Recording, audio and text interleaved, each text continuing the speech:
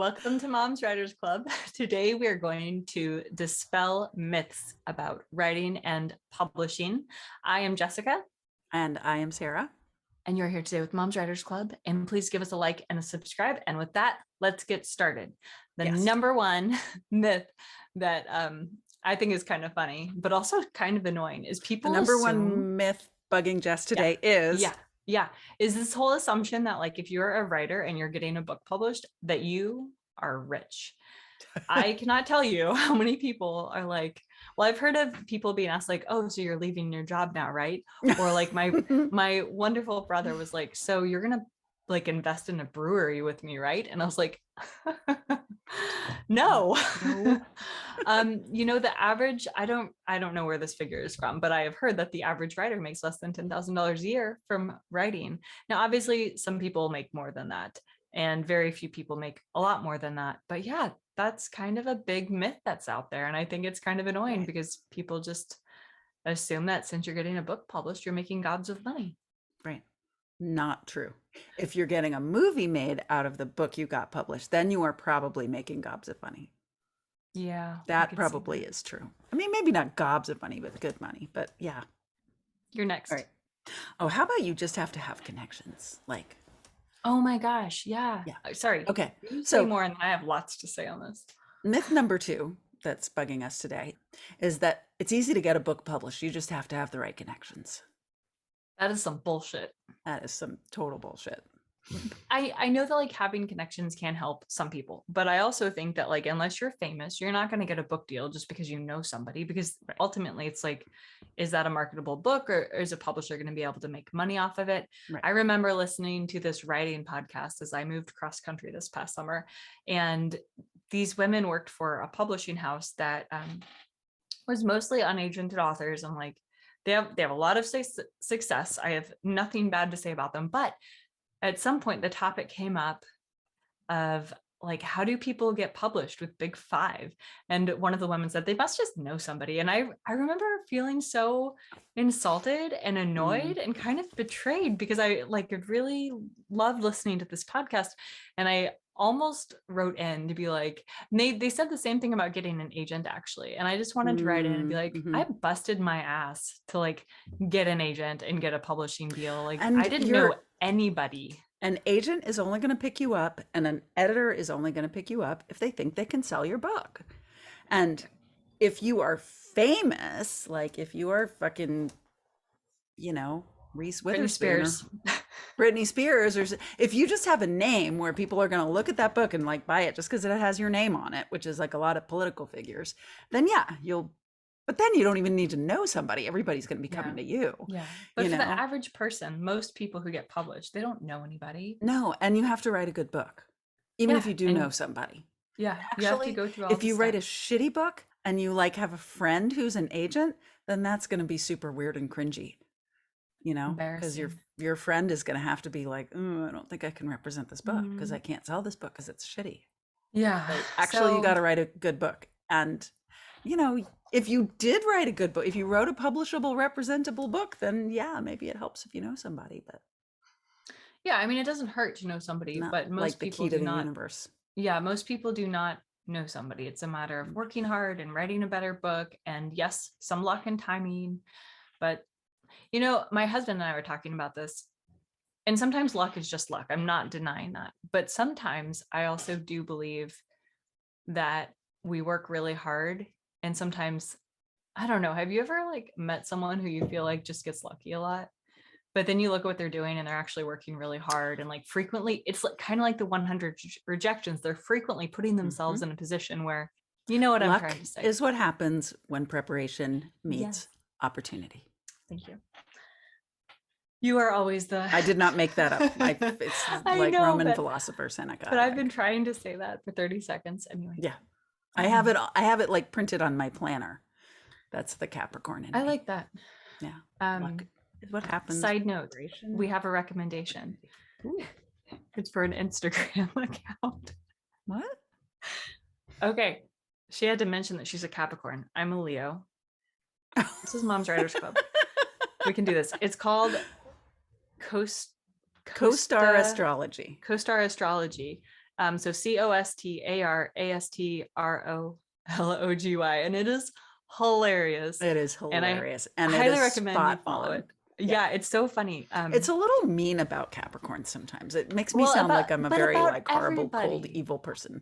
I sound like I'm full of myself all the time because I'm a Leo. And you are kind of evil. I mean, in a fun way. I'm just kidding.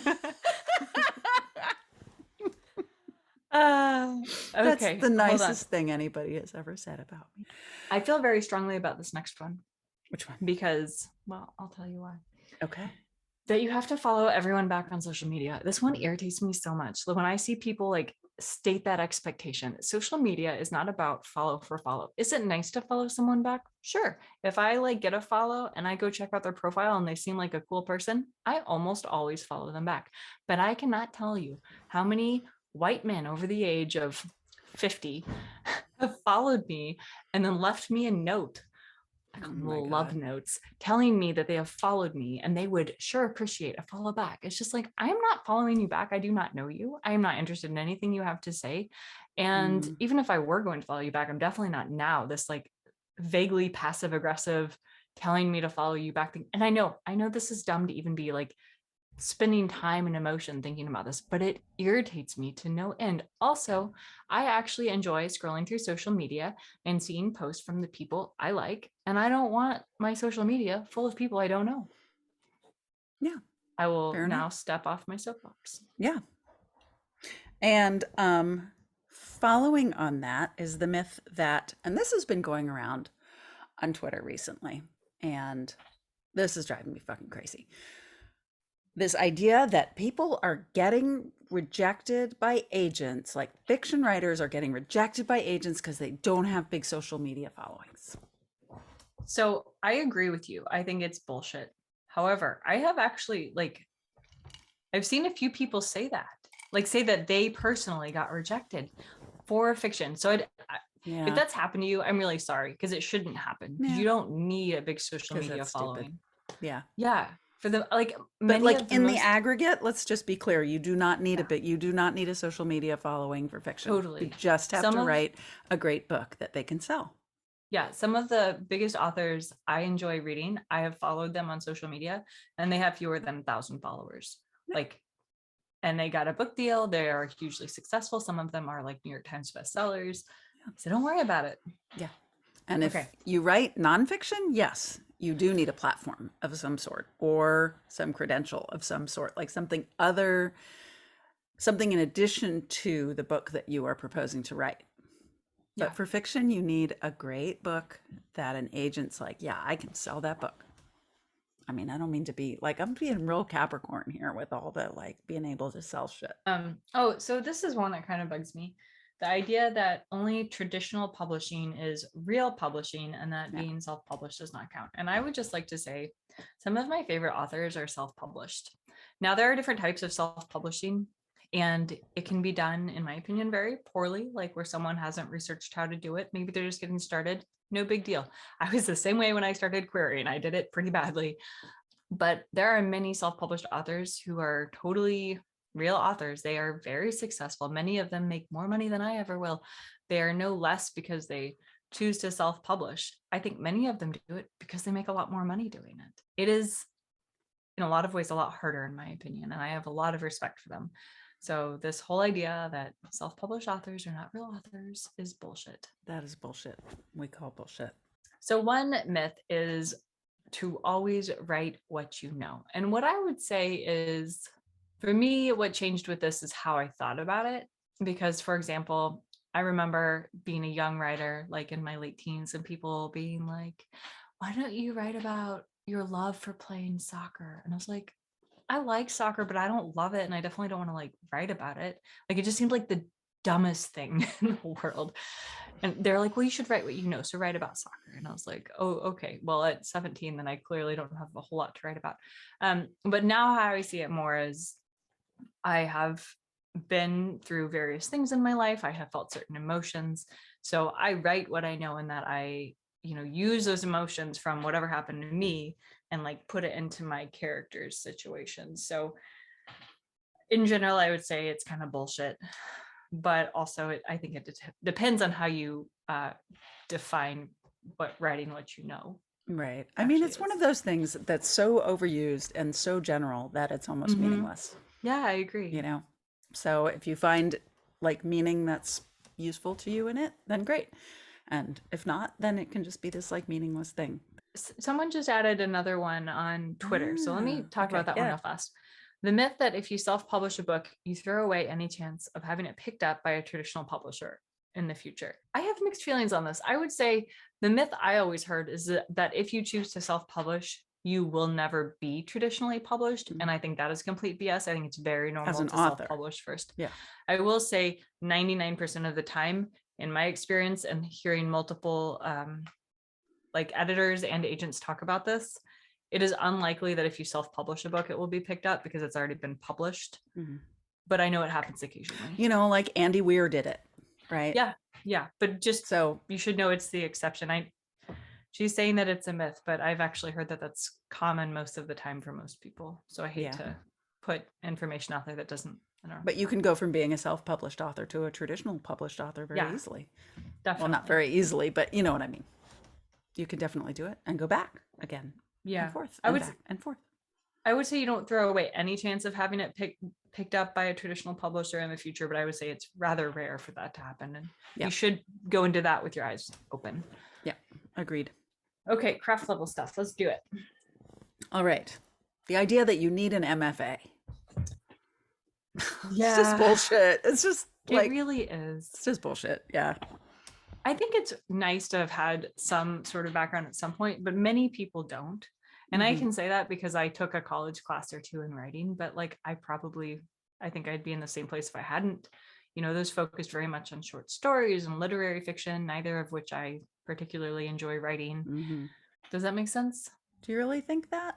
Because I think there's this other myth, which is like, I don't need anybody to teach me how to do this. I'm not saying you don't need anyone to teach you, but I don't like the idea that if you haven't taken a college class in writing, that it doesn't have to be a college class. Because there are a lot of ways to learn how to be a writer, whether it's reading and writing and being in a critique group, whether it's reading craft books, whether like I watched a ton of YouTube and it made me a significantly better writer. Yeah.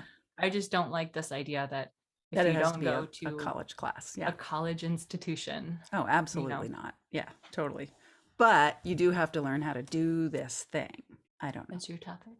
I know. Okay. I'm snarky about this one. This idea that I am just like born into the world, this like fresh, you know, innocent baby writer, and don't sully me with your writing instruction because I want my genius to be pure. Yes, and I've heard people say that like that's why they don't read books, is because they don't want their writing to be affected. But the reality is, in my opinion, I do want my writing to be affected, but I've wanted it, you know, I think like every book you read from the time you learn to read until you know this very moment affects you, and that makes you part of who you are, both as a person and as a writer. And I think that's a good thing. Like the first books I just fell in love with were so character driven. And I totally think that that is one of the reasons that I, for the most part, write a pretty good character driven book. You know, like I had so many good examples of that. So the next myth is, Sarah, you wrote this one down. If insert someone famous did it, I can do it too. Can you explain more what you mean by that? Yeah. So this actually came up when I was having a nice bottle of Prosecco with one of my critique partners. And she teaches workshops, and she had this one student who was like writing these super long paragraphs. Like the paragraphs just went on and on and on and on and on and on. And she was like, how about a couple of paragraph breaks, you know? And he was like, well, Faulkner wrote these great big long paragraphs, and so that's what I'm doing, right? So you know, Faulkner wrote a sentence that was 1,288 words long. Gabriel Garcia Marquez wrote chapters with no paragraph breaks, right? And did it work? Well, in their like literary universe, and to a lot of people, like, yeah, it worked. It was genius. But can you do it? Sure. Absolutely. Go for it.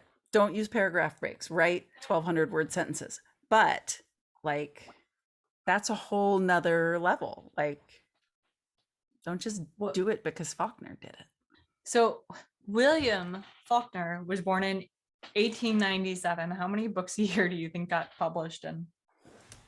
I don't know, whatever year he was publishing in. Right. Like there Not wasn't a ton that many. of People wrote what they competition. could get their hands on. Yeah. So I always wonder, and no offense meant to like the greats or whatever, if there had been an F ton more people publishing back then, like there are now, if they would have gotten published. Like I wonder who would have Right. If you could like drop them into risen to like the top. the current milieu. Yeah, with but like I guess I'm just updated- saying that like those places where authors broke the rules successfully, I mean, they're doing something intentional there. They're not just writing a long paragraph. Like they're Mhm. you know, they're crafting something different there. They're not just stringing a whole shitload of words together. So They're also you know, the exception, not the rule. they're the exception. And if you're going to go there, you better get deep and study it and try and do it right. Otherwise, it's just going to be boring as shit. It's going to be a big, long fucking run-on sentence. Agreed. Okay, so I think our last one is the keep going, don't stop. And I will say I'm guilty of I am guilty of telling this to people as well, but I say it in the sense that they've written one book, they've sent out 12 queries, gotten 6 rejections and 6 like no response means no, and they're like, it's never going to happen, or I'm immediately going to go to self-publishing, which again I think is valid and wonderful, but you should do it because you want to be self-published, not because you didn't get an agent the first time you tried. Right.